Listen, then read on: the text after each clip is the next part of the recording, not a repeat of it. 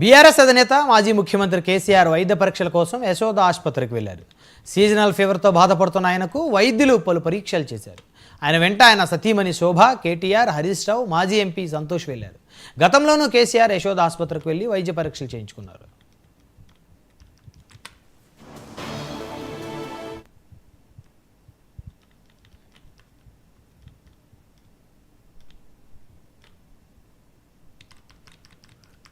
కేసీఆర్ ఆరోగ్యం మీద సీఎం రేవంత్ రెడ్డి ఆరా తీశారు. యశోద ఆసుపత్రికి ఫోన్ చేసి కేసీఆర్ ఆరోగ్య పరిస్థితి గురించి అడిగి తెలుసుకున్నారు.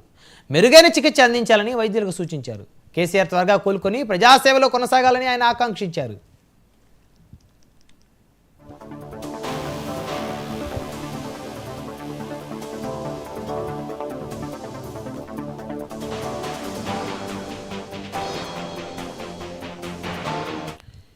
కేసీఆర్ హెల్త్ బులెటిన్ను సోమాజిగూడ యశోద ఆసుపత్రి వైద్యులు విడుదల చేశారు. స్వల్ప నీరసంతో ఆయన ఆసుపత్రిలో చేరారని తెలిపారు.